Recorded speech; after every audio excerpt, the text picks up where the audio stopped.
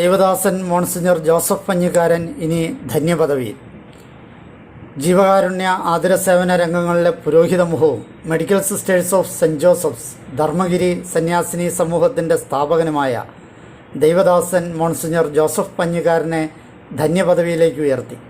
ചരിത്രകാരന്മാരുടെയും ദൈവശാസ്ത്രജ്ഞന്മാരുടെയും സുദീർഘമായ പഠനങ്ങളും കർദിനാളന്മാരുടെ സംഘത്തിൻ്റെ പരിശോധനകളും പൂർത്തിയാക്കിയതിനെ തുടർന്നാണ് മോൺസിഞ്ഞർ പഞ്ഞിക്കാരനെ ധന്യപദവിയിലേക്ക് ഉയർത്തുന്നത്.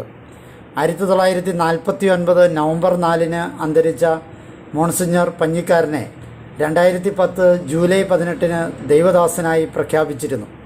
2015 ജൂൺ 23 രൂപതാതല പഠനങ്ങൾ പൂർത്തിയാക്കി മുഴുവൻ രേഖകളും വത്തിക്കാന് സമർപ്പിച്ചിരുന്നു.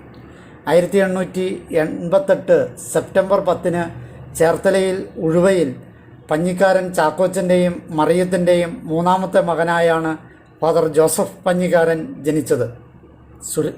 സുറിയാനി കത്തോലിക്കരുടെ ഇടയിൽ നിന്ന് ആദ്യമായി MA പാസ്സായ അദ്ദേഹം പ്രേക്ഷിത പ്രവർത്തനത്തിനുള്ള ആഗ്രഹവുമായി എറണാകുളത്തുള്ള സെമിനാരിയിൽ ചേർന്നു. വൈദിക പഠനം പൂർത്തിയാക്കി 1918 ഡിസംബർ 21 വൈദികനായി അഭിഷിക്തനായി. പൗരോഹിത്യത്തിൻ്റെ ആദ്യകാലത്ത് ആലുവ സെൻറ് മേരീസ് സ്കൂളിൽ അധ്യാപകനായി സേവനം ചെയ്തിരുന്നു. പ്രേക്ഷിത പ്രവർത്തനത്തിനുള്ള വിളി തിരിച്ചറിഞ്ഞ് ആർച്ച് ബിഷപ്പ് മാർ അഗസ്റ്റിൻ കണ്ടത്തിലിൻ്റെ അനുമതിയോടുകൂടി അധ്യാപക വൃത്തി വിട്ട് പാവപ്പെട്ടവരുടെയും ദളിതരുടെയും മധ്യത്തിലേക്ക് ഇറങ്ങി.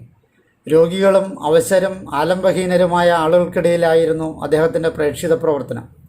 ഇന്നത്തെ എറണാകുളം, കോതമംഗലം, ഇടുക്കി രൂപതകൾ ഉൾപ്പെടുന്ന പ്രദേശങ്ങളിലായിരുന്നു അദ്ദേഹത്തിൻ്റെ സേവനം. എറണാകുളം അതിരൂപതയുടെ ഭാഗമായ കിഴക്കൻ മലയോര പ്രദേശങ്ങളിൽ കോതമംഗലം കേന്ദ്രീകരിച്ച് പ്രേക്ഷിത പ്രവർത്തനം ശക്തിപ്പെടുത്തിയ ഫാദർ പഞ്ഞിക്കാരൻ അവിടെ സ്ഥലം വാങ്ങി ധർമ്മഗിരി എന്ന പേരിൽ ചികിത്സാ കേന്ദ്രം ആരംഭിച്ചു. രോഗികൾ കൂടിയപ്പോൾ ഡോക്ടറുടെ സഹായം തേടി.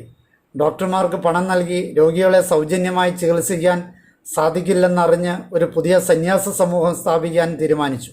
അങ്ങനെയാണ് 1944 Medical Sisters of Saint Joseph's Dharmagiri സന്യാസിനി സമൂഹമായി രൂപം കൊണ്ടത്. MSJ സന്യാസിനിമാർ കേരളത്തിലും പുറത്തും വിദേശ രാജ്യങ്ങളിലും ശുശ്രൂഷ ചെയ്യുന്നുണ്ട്.